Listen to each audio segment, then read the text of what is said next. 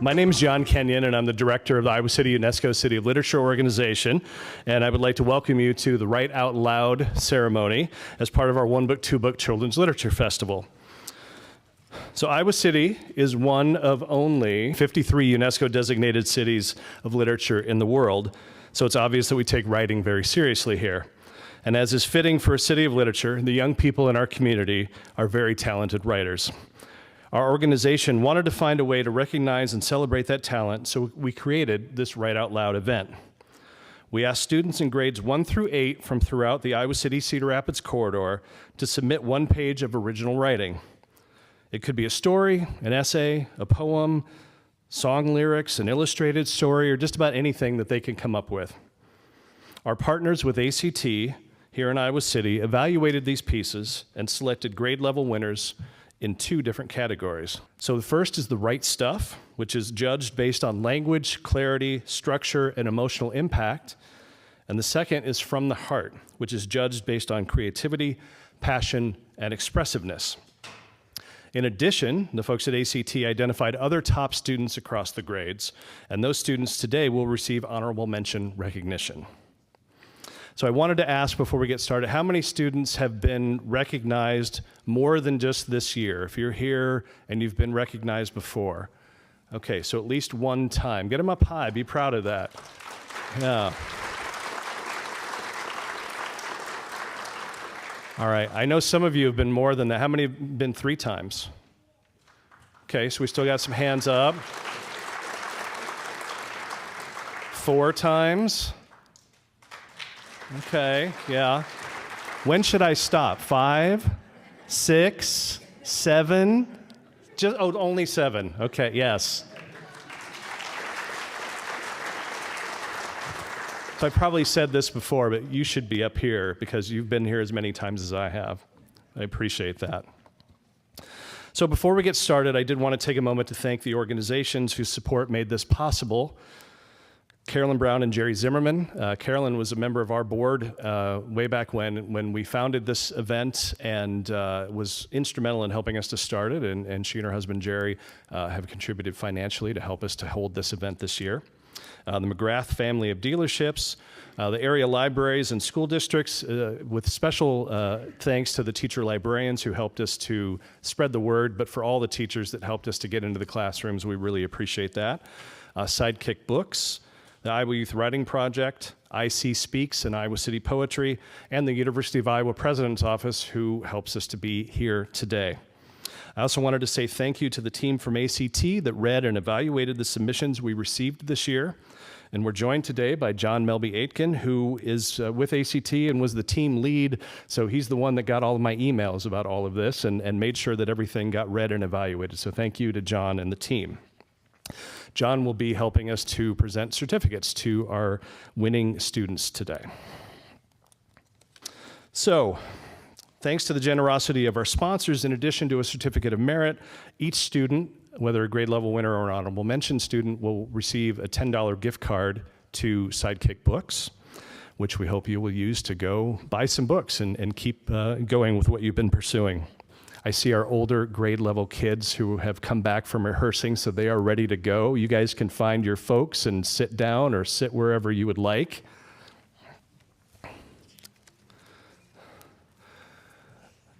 And once they get seated, we will get started. And while they are doing that, I will go ahead and ask our first grade students to come to the foot of the stage, and you can just wait there until you hear me call your name. So first I'll welcome our honorable mention students. We have Ryan Duta from Willowwind School.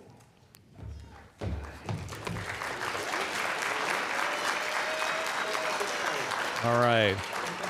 Yep, if you come right over here, we have Sage Caspel from Willowwind School.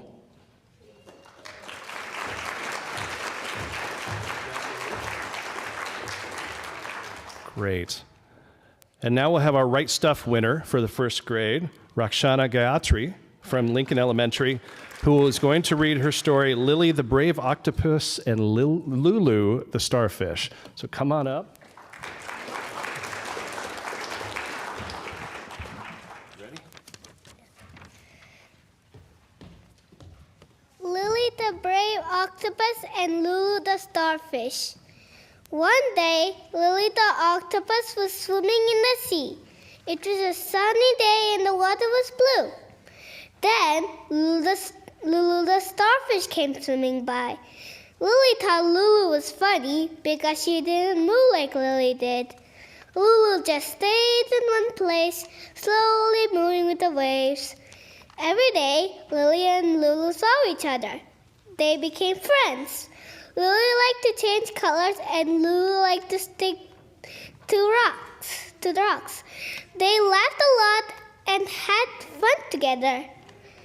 One day, something scary happened. A big shark was swimming toward them. Lily turned white, then green, then brown, trying to hide, but Lulu didn't move fast enough.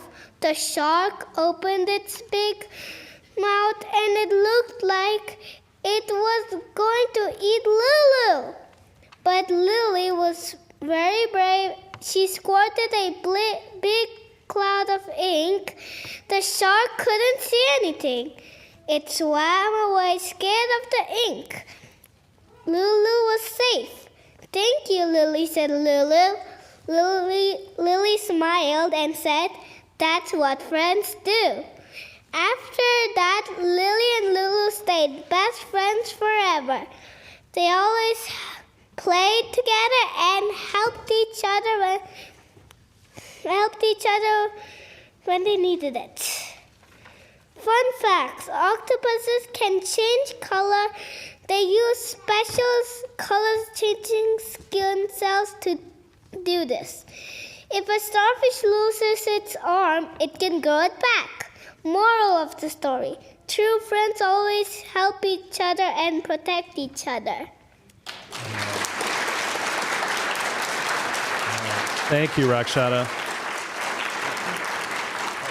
If you can go stand back here, we're going to introduce our From the Heart winner, who is Veera Beal-Gupta, who will be reading her poem, I Am Poem. I am a first grader.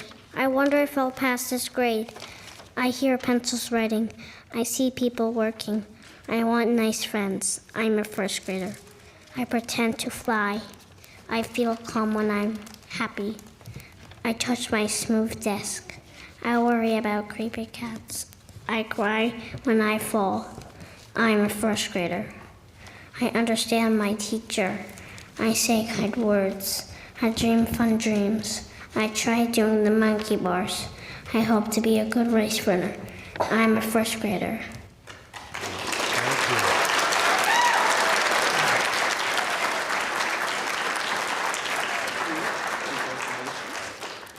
Do you want to come stand right here for 1 second? And if we have anybody who wants pictures of our group, you can go ahead. Good. All right. Now you guys can come down this way or that way and head back to your folks.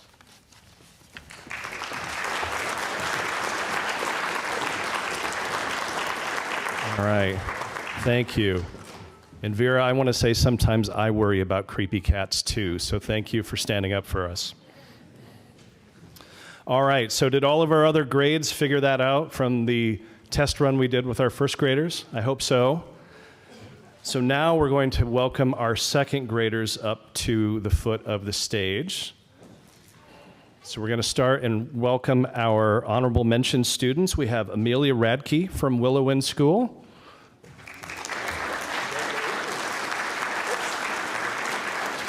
All right, Amelia figured it out, perfect. And then we have Gracia Brummett from Hoover Elementary.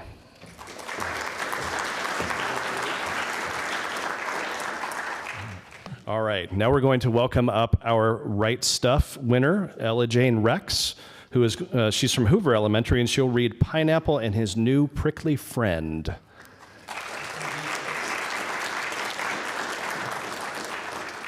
Ella, ready to read? Awesome, I love that book. Pineapple and His New Prickly Friend by Ella Jane Rex. Once upon a time, there was a pineapple who wanted a friend, but no one wanted a pineapple as a friend. because he was so prickly. At Fruit Elementary, he tried to make friends, but when he tried to tag someone in tag, he'd prickle them. Ouch, his friends would say. So he'd go over to a tree and sit. Piney, his mom yelled, time for lunch. He got off the topic of school and went to lunch. Piney, his mom said, are you excited for your field trip? Yes, very. Where are you going? To Animal Elementary.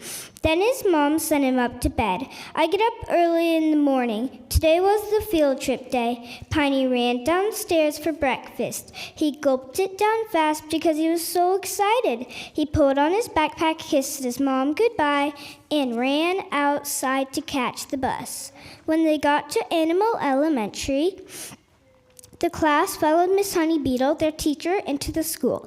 It looked just like Piney's school, except instead of fruits walking around, it was animals. They got to see lots of classrooms. They went upstairs to see the art room, library, and PE and music rooms. After the art room, it was the library room. Piney got an awesome idea suddenly. He would find a book about making friends. But he wasn't with his class. He started to walk around when he bumped into someone.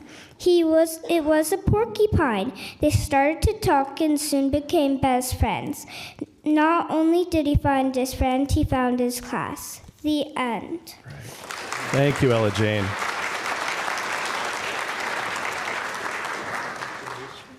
That was great. Thank you. All right. And now our From the Heart winner is Lucy Warnicki from Van Allen Elementary, who will read It's Beautiful. It's beautiful how low the water on the ocean lies. It's beautiful seeing the waves of the ocean. Ooh, the waves getting bigger while the storm gets lighter has been just breaking me. Into the storm I go. I never go down, I just win it all. Ooh, I just laid it down into me. Thank you. Hey, John will give you your certificate over there. Book. And just like we did with the first graders, if we want any group photos, if you guys can line up there. All right, thank you, second graders. You can go ahead and head back and sit down.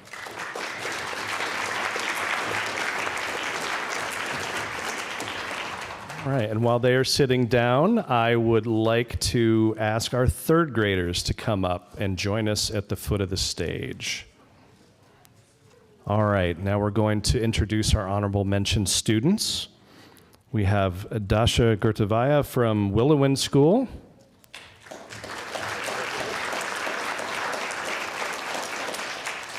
And then we have Ainsley Lewis from Willowwind, but Ainsley was not able to join us, but we can still give her a round of applause. All right, and now we're going to welcome our The Right Stuff winner to the stage. We have Nidhi Saha from Horn Elementary, who will read Blackout. Come on up. Just move the mic in front of your mouth. Blackout. It was a typical Friday evening.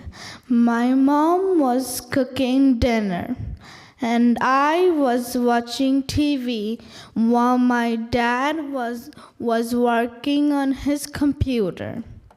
Suddenly, everything went dark. Boom.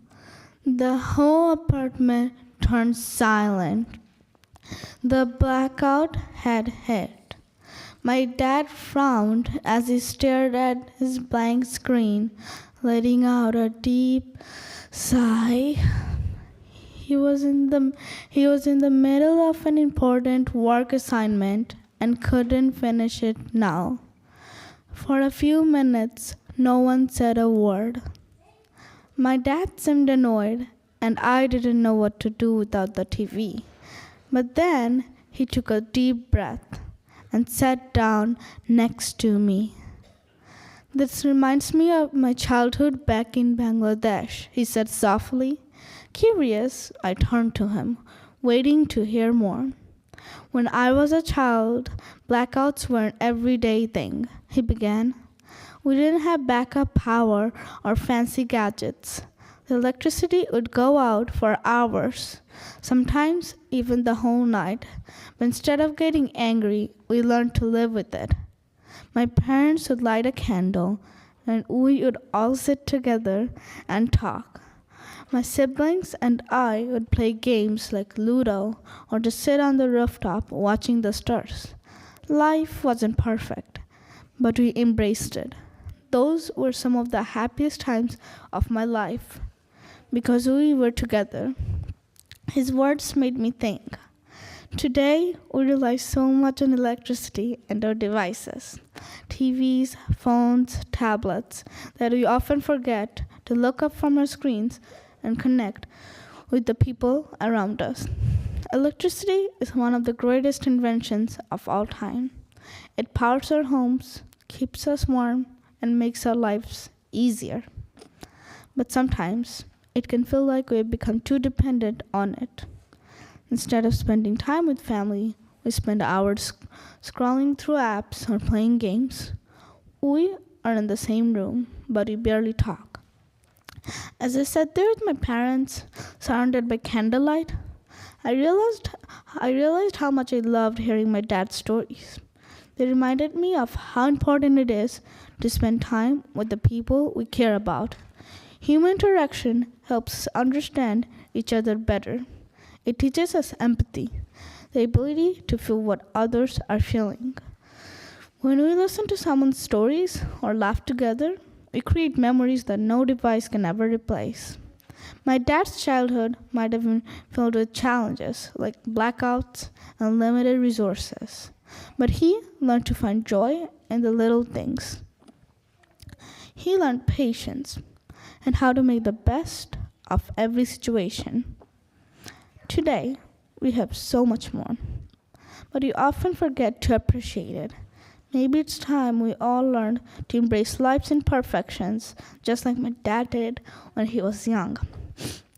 That night, I didn't miss my TV or tablet. Instead, I felt grateful for the quiet moment with my parents. I realized that while electricity powers our devices, it's love and connection that truly light our lives in a world that's always switched on. Maybe we all need a little blackout every now and then to pause, reflect, and reconnect with the people who matter most. Thank you. All right, thank you, Nidhi. You can go over and John will get you your certificate. Thank you. That was a valuable message, though I hope we don't have a blackout until a little after 2, maybe. All right, now we're going to hear from the Heart winner, who is Ayla Keck from Wickham Elementary, who will read Ode to November. Ode to November. I see snow descending from the sky, intermingling with the leaves falling from the trees. A hot bowl of soup at my table. I hear birds chirp as they migrate south. Snow crunches beneath my feet as I gaze up at them. All around, the sounds of animals getting ready for winter. I smell pumpkin pie baking, the smoke from the fire, and the scent of cinnamon as my mom cooks. I feel snow as it lands gently on my hand, the softness of my favorite blanket, and the warmth of my family as we snuggle.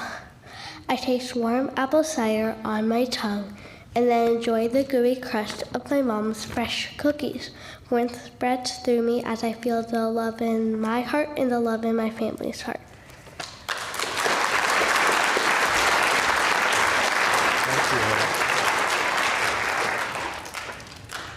All right, parents and fans, if you want to get a photo, now's the time. All right. Thank you very much, third graders.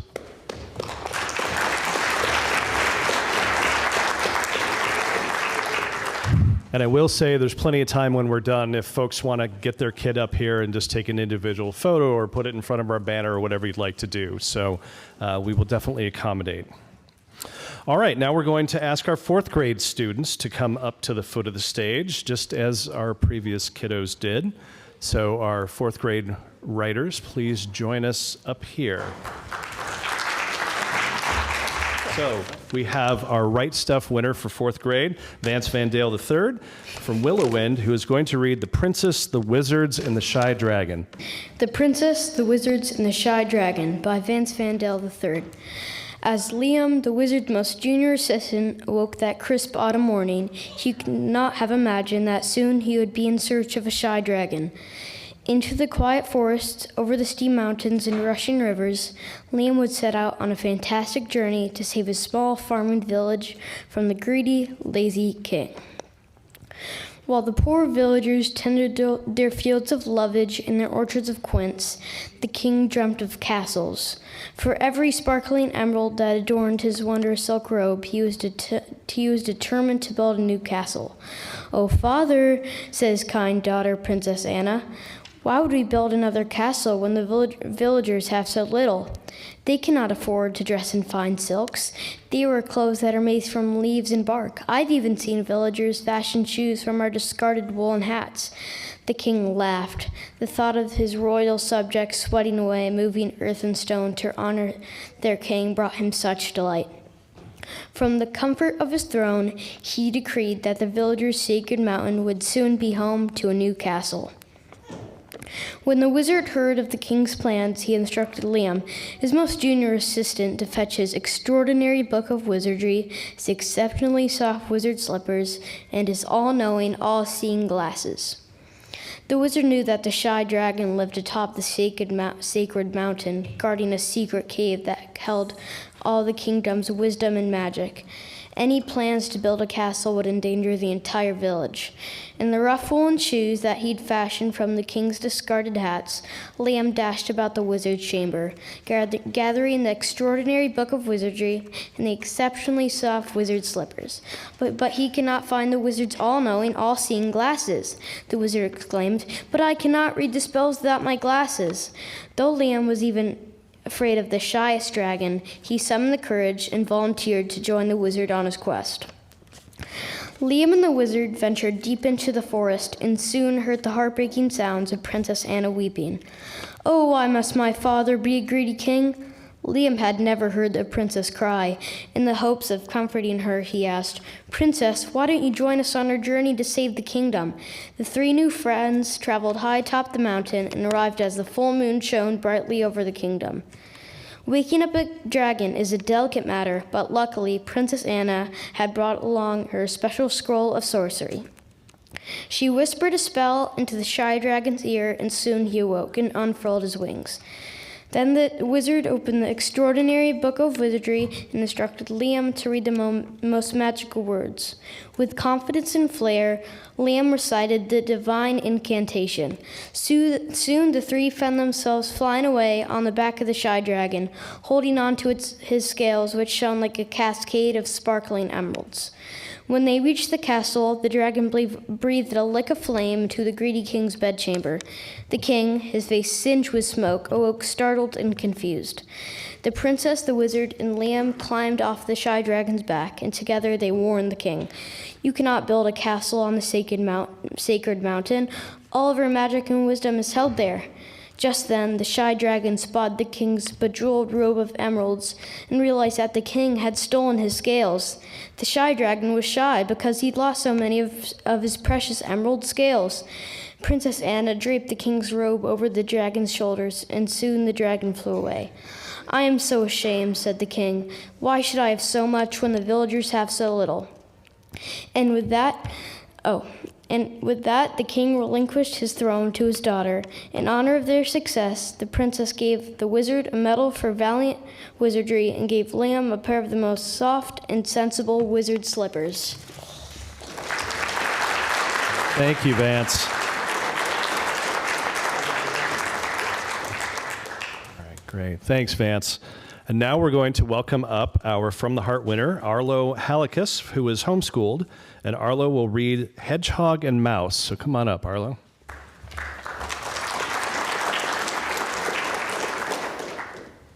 Hedgehog and Mouse by Arlo Halikas.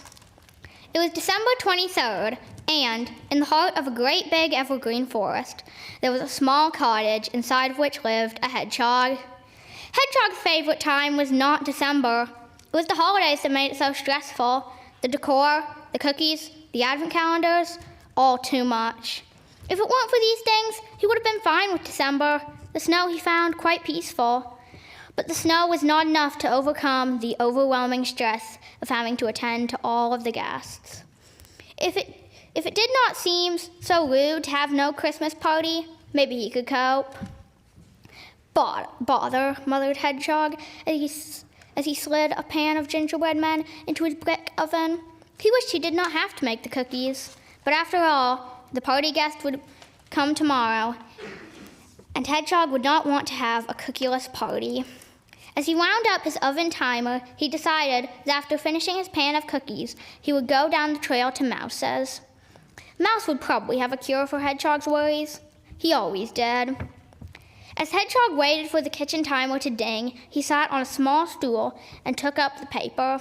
After he had skimmed the whole paper, the gingerbread was ready.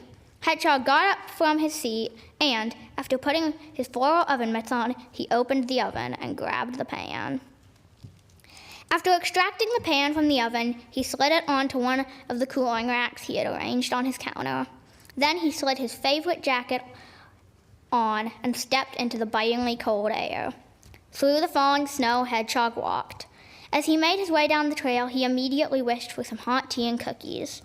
As Hedgehog neared Mouse's clearing, he broke into a sort of jog, hoping Mouse would not keep him waiting. Once he was on Mouse's step, Hedgehog banged the acorn knocker, then waited to be let in. After only a few seconds, Mouse opened wide the door and, with a huge smile on his face, beckoned Hedgehog in.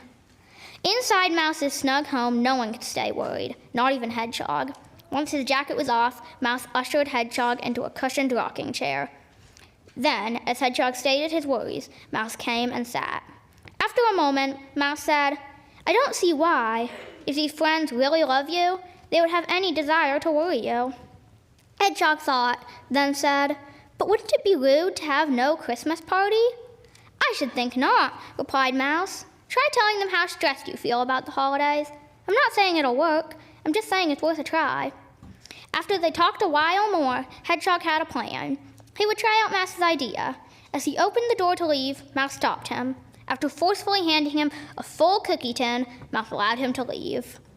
Once Hedgehog reached home, he grabbed his paper and quill and began writing letters to his friends. Once he was satisfied, he put the letters in envelopes and put on the stamps. After gathering them, he quickly walked to the Mink mailing service building in town and handed off the letters to a mink in a blue postman hat who promptly looked at the addresses on the envelopes and darted away to deliver them. After the letters were sent, Hedgehog went to bed happy. Then, in the morning, when he checked the mail, he found a reply to his letter from his friend Mouse. It said he would be happy to host from 5 till 7 in the night, and that if Hedgehog brought cookies, it would be great. After reading it, Hedgehog said silent thanks, then went inside to start preparing his cookies. Thank you, Arlo. We can head over and get your certificate from John. And if we have anyone who wants to get a photo of these two fine young writers, now is your chance. All right, thank you, gentlemen. You can head back. All right, and now I'd like to ask our 5th grade students to join us at the front of the stage. And we do have some honorable mention students here, so we'll have more than just the 2 readers. All right. So our honorable mention students are Iris Gillespie from Willowwind School. Is Iris with us? We'll get Iris's certificate to her. And then Joy Tomlinson from East Ridge Elementary. Joy, come on up. Great. Thank you, Joy. All right. And now we're going to have our Right Stuff winner, who is Jillian Newell from Alexander Elementary, who will read Why Family is Important.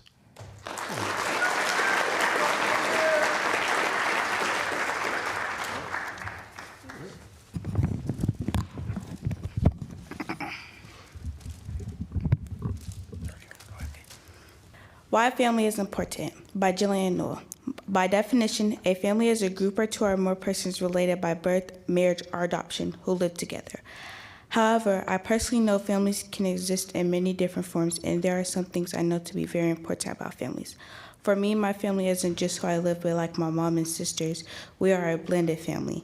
I consider my dad, my closest friends, my class, my teacher, and my parents' close friends as my family because I know them for a long time. Your family might not be able to protect you from everything, but they will be able to help you through the hard times. They can bring out the best in you, even if you cannot see it for yourself. I know this is true because my family helps me get through school, sports, life, and even silly things like 10-year-old drama. So there was this one time when I thought I was bad at math, my mom helped me get better. When I felt like I was bad at basketball, my dad helped me get better. My teacher, Miss Hester, helps me get better in school. Speaking of school, another reason why family is so important to me is because they teach me our history and Black history. Did you know we don't learn a lot about Black history in school? The real Black history and the changes African Americans have made are hidden from us. I feel like the things we learn don't include stories I can relate to our lessons about Black history and all the amazing people in my community. It makes me feel cheated, and like my experience and history don't matter. I feel helpless because I'm just a kid. I've learned about Black historical experience from my dad, who is an activist for Black people in the church in Iowa City community. You probably heard of him. He has taught me how to stand up for people who can't stand up for themselves and to never be ashamed of who you are or where you come from. I've learned how to treat everyone with kindness and respect from my mom. I've learned how to create my own path and chase my dreams from my older brother, Amir, who's an entrepreneur and an upcoming fashion designer. I've learned the importance of responsibility and hard work from watching my older sister, Joy, who is currently getting her degree in cosmetology while she's working. For having people in your corner teaching and loving is so helpful because it helps you get through hard times and be the best you can be. Family will be there to cheer you on when things go well. My family has supported me when I have basketball games, band concerts, dances, and more. I look in the crowd and they're always right there with me, always. Let me tell you, my dad is embarrassing, my family is embarrassing, especially my dad, because he'll yell so loud to cheer me on. We need families to share our feelings and moments of joy. God has placed all these people into my life so I can experience happiness and learn patience. I'm still working on that. I am very thankful to have my family, and I am glad that they have shaped me to be the best person I am today. I have a total of 12 people in my immediate family and 65 plus people in my extended family. With their continued love and support, I will be a world changer.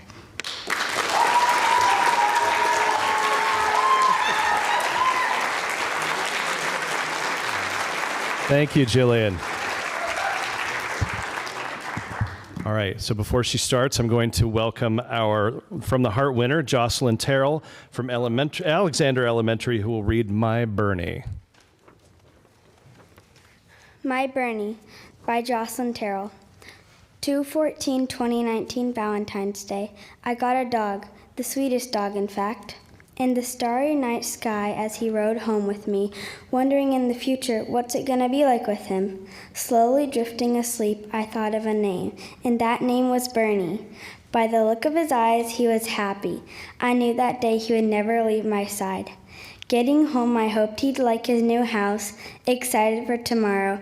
As I slept in my bed, I dreamt of him, doing my favorite things together, feeling his soft ears and giving him walks. I woke up one day. It had been like I blinked.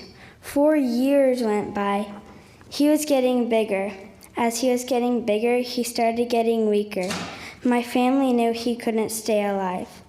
In the next month or two, we had to put him down. As me and my family laid down Bernie's bed on the cold concrete floor of our garage, the vet got there, and I knew we had to say our goodbyes. Goodbye, Bernie. Don't forget about me. Don't worry, I won't forget about you either. He looked up at me like everything would be okay. When he got put down, I felt incredibly sad. Our house is very lonely now. On starry nights, I sleep in my bed. I still dream of him, my Valentine's Day dog, the sweetest dog, in fact. Thanks, Jocelyn. All right, so parents, if you want to get photos of our fifth graders here, we'll have them stay for a moment. All right, it looks like we've got everyone. Thank you, sixth graders. You can head back to your seats. Or, excuse me, fifth graders.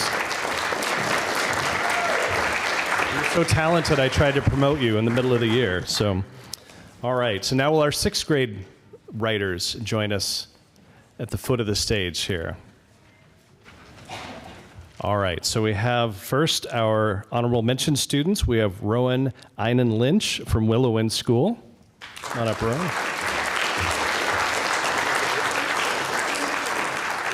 All right, and Gabby Armstrong from Willow Wind.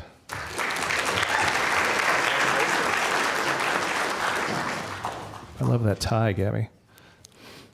All right, now we're going to welcome The Right Stuff winner. We have Jadzia Conneridge from Clear Creek Amana Middle School, who will read A Single Acorn.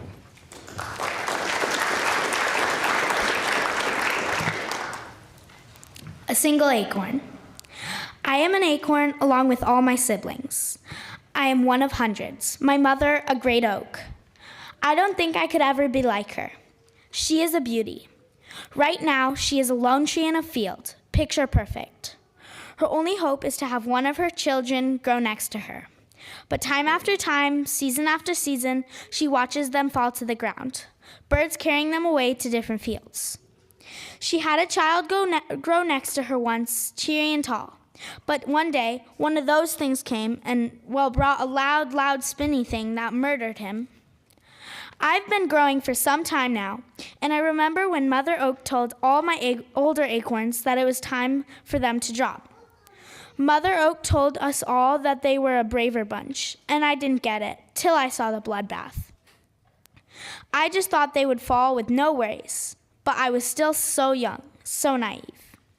As they all let go, there were screams. One was grabbed by a bird, carried off to a new place.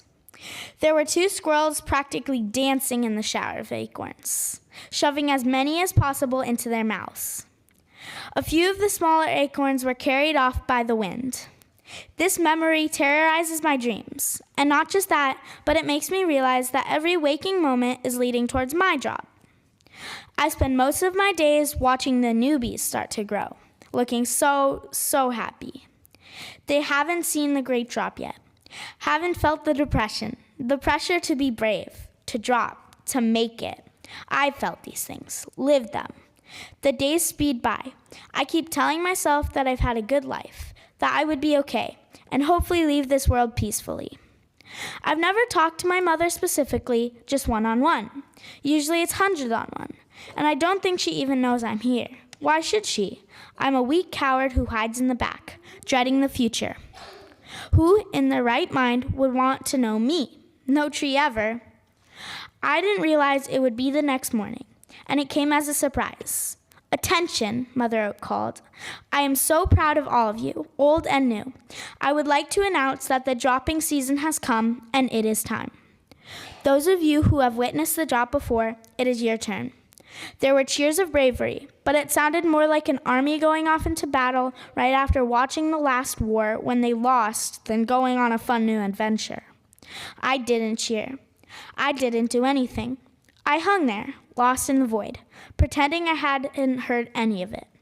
I was lost in the worst possible trap, fear. Mother Oak added, "The celebration of growth will be soon, followed by the great drop.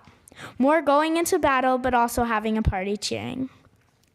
The party came and went too fast. I was still lost in the maze of fear. Mother Oak told everyone that it was time. The braver ones dropped first. Bloodshed. Every other acorn watched in horror. Then, after tears, the rest dropped. I hung on. Maybe she wouldn't notice if I just stayed here for eternity. But then her voice rang in my ear. Ale, she knew my chosen name. "I know you are afraid," she said this sweetly. "I've connected to your mind since the last drop because you seemed especially hurt. But if you never try, it'll be a what if and a what would have happened. You have to let go." I hung on. I knew she was right. If I never try, then how will I know I wouldn't have succeeded? "Please," she called. I let go. These days, 2 beautiful oak trees stand in that field. One knew the other could make it, and the other, well, they didn't have the courage to believe it. But look how far they've come now. Thank you. All right. Thank you, Jadzu.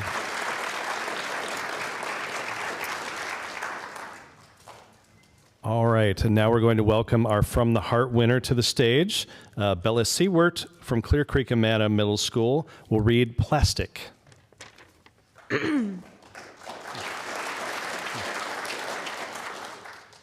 Plastic. No, I'm not going to write about how plastic is bad for the environment and how it hurts animals. That is a very important topic for another time. But for now, do you know what plastic goes through? Do you know about the witch who turns someone into a piece of plastic and let them be recycled, reshaped, and abused over and over? The person could still feel pain. The plastic, when recycled, gets washed, then gets shredded. Just imagine getting shredded into many, many pieces, shredded into pieces everywhere. Once you're ripped apart, you get sorted with the same types of plastic. Then you get melted. You get melted and reshaped. You get melted and molded into something else, something you may not want to be. Most likely, as plastic, you would be a plastic water bottle. And as a civil human, you recycle it when you're done, don't you? Then it goes through that same process again, and again. You don't want to be treated like plastic. No one does. Don't treat other people like plastic and don't make yourself end up like plastic. Don't let people make you go through the same thing over and over. It's not healthy for you, for me, or for anyone. Don't let people shred you into pieces and then melt you and shape you into a different person. Don't mold someone into a different person. You can change, for example. You can become a better person by not making fun of people as much. But whatever you do, don't change your entire self to someone you don't want to be. Yet, I'm not saying don't recycle. You should recycle everything that can be recycled because it saves animals and helps the environment. Would you rather be recycled and help the planet or be thrown away in the trash? If you chose trash, then you might make your way to an ocean and kill sea animals, or you can be left to rot and decompose for 20 to 500 years in a dump. What I'm trying to imply here is you shouldn't turn yourself or someone else into something they don't want to be. Don't turn anyone, even yourself, into a different person that's not you or not them. You're awesome. Be the person you want to be. Thank you, Bella. All right, and if anybody wants to get photos of our 6th graders, now is the time. All right, thank you very much. You guys can head back to your seats.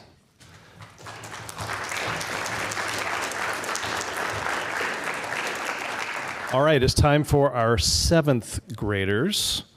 If you could have our 7th grade writers join us at the foot of the stage. Our honorable mention students are Grady Hallicus, who is homeschooled.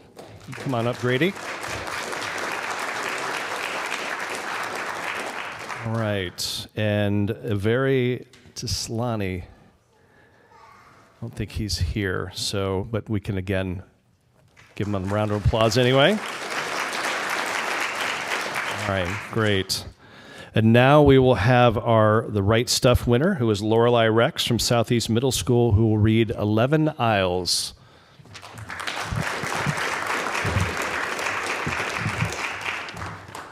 "11 Aisles.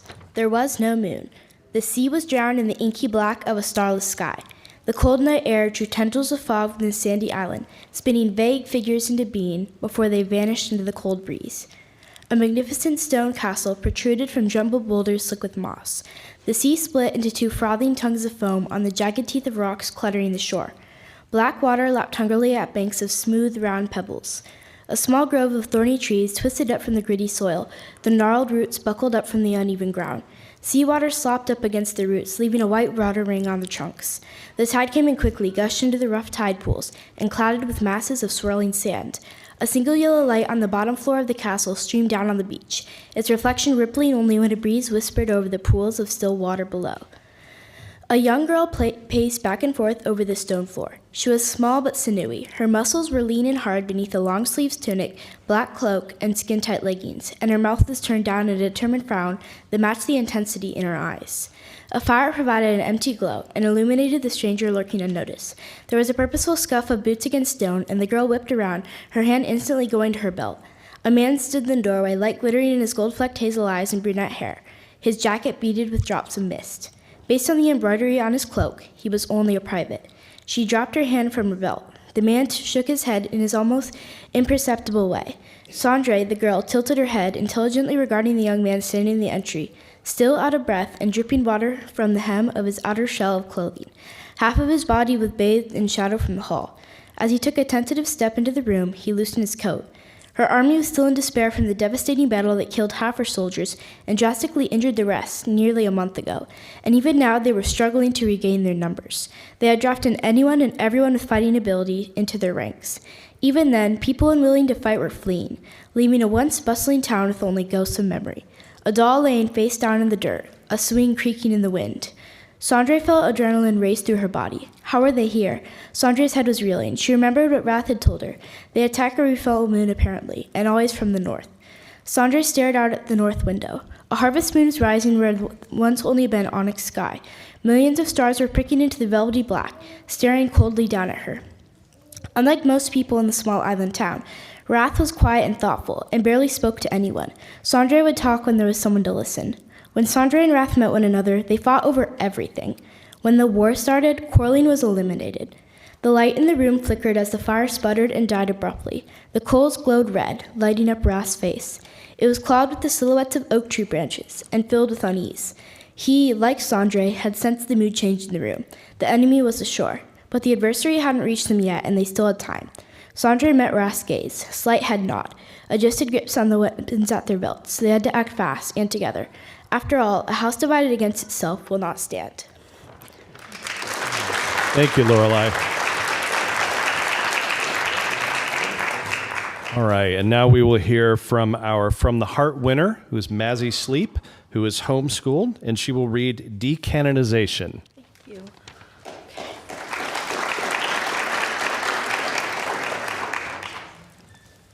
Decanonization.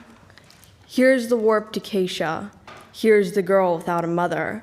And in her memory, a dog trailing, leaves parting to meet her. Then the long dream of the present. She was something else once, a leaf or a butterfly, spread languorous amongst the sloping stones. In the distance, scent of camphor and spring water. All around her, the air singing her name. And now she is wrenched out of her naturality. Now she has been deprived of all that was familiar to her and, herded in with the other discarded things, expected to learn it all anew. There is no happy ending to this story. The sun sets, then rises again, each day wilting to make a different shape, a different sort of rot. The girl goes on circling the acacia, surviving but finding herself only in her dreams, the unrealized future, the luminous past. Thank you. Thank you, Mazzy. All right, so it's time for photos of our 7th graders. All right, great. You guys can head back to your seats. Thank you very much.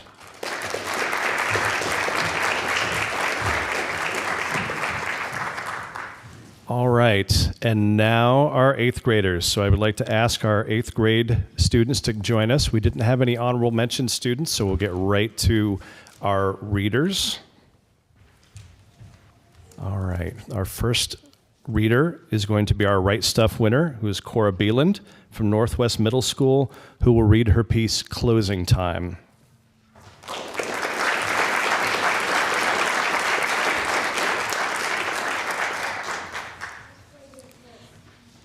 Closing time.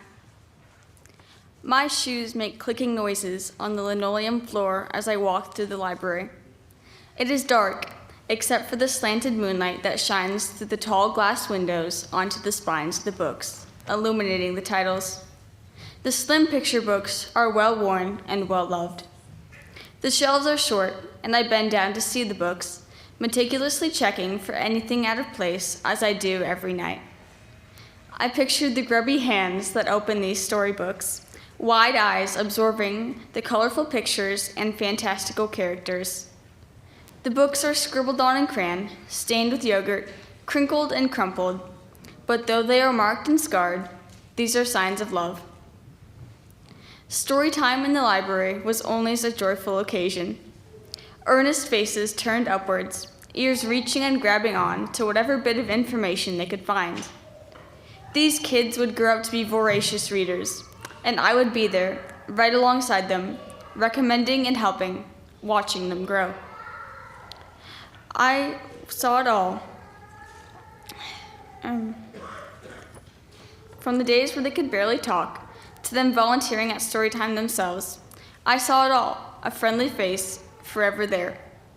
I will miss this place, I think sadly, glancing down at my wrinkled hands. It seems like just yesterday I was young myself, walking through the same doors with a spring in my step, imagining the years to come. I remember the first time I helped a child find a book. The light in their eyes sent a thrill of happiness through me that didn't match anything I had felt before. Even now, I still get that same feeling, although so much time has passed.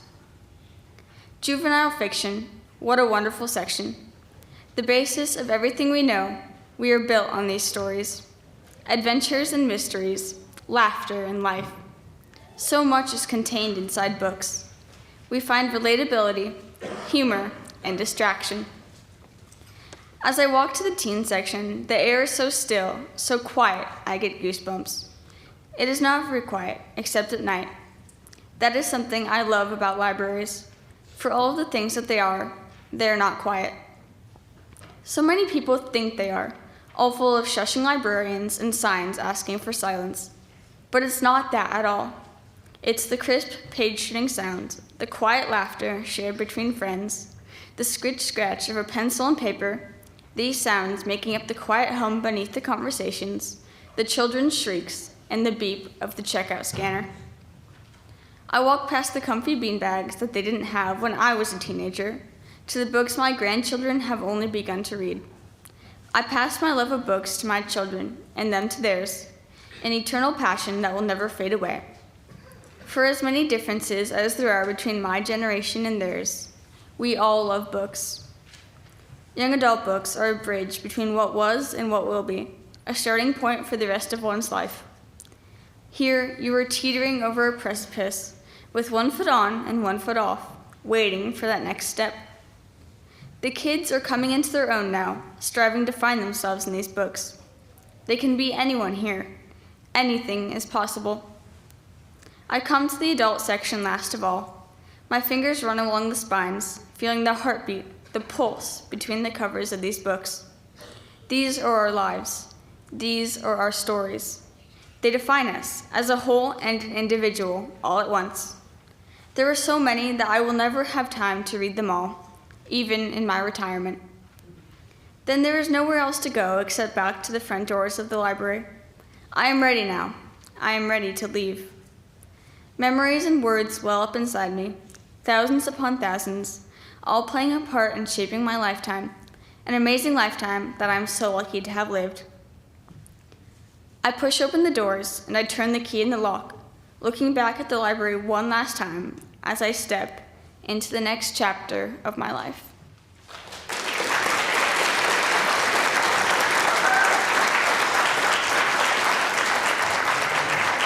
All right, Cora, thank you very much. And I did want to take one moment. Cora was the one at the back of the room who raised her hand and said that she had been recognized here 7 out of 8 possible times. So I think that's worthy of another round of applause.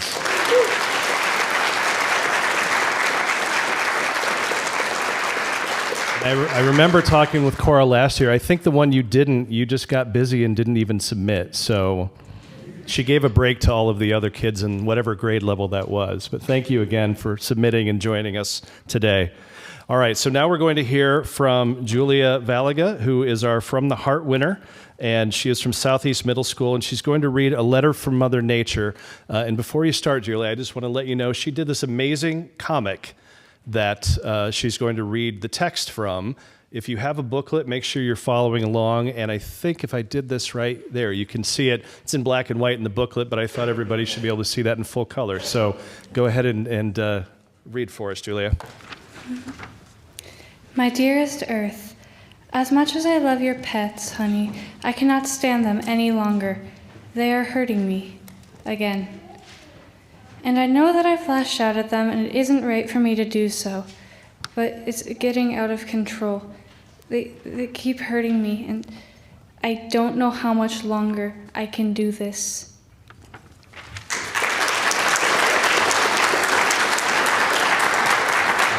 Thank you very much.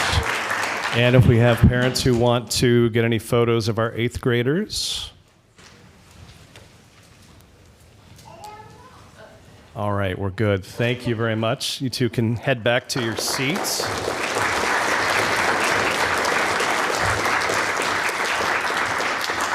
So I would like to congratulate all of today's recognized students. You have a clear talent for writing, and I hope that you continue to pursue that no matter what you end up doing with the rest of your lives. So thank you very much. So now I just wanted to give one final thank you to our sponsors and partners, Carolyn Brown and Jerry Zimmerman, the McGrath family of dealerships, Sidekick Books, the Iowa Youth Writing Project, IC Speaks and Iowa City Poetry, and the University of Iowa President's Office. Also wanted to thank John and the team at ACT. Let's give them a hand as well.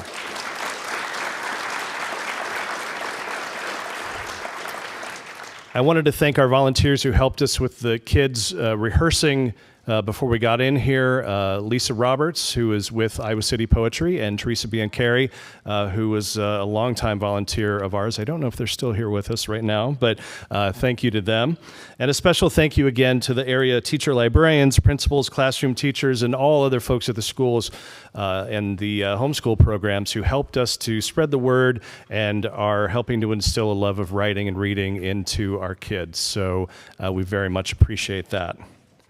All right, so thank you again for coming, and thank you again to the young authors. As I said before, if you want to get any individualized photos, you're welcome to come up on the stage and do that. I will say as well that our friends at City Channel 4, Ty back there, are recording this, and so once they've got a chance to process that and get it posted, that will be on their YouTube page from City Channel 4, as well as the City of Literature website, and you can get there either from iowacityof.literature.org listed there, or onebook2book.org will take you right to the One Book, Two Book page, so you can relive today's great readings. With that, thank you very much for coming, and I hope you have a great rest of your day.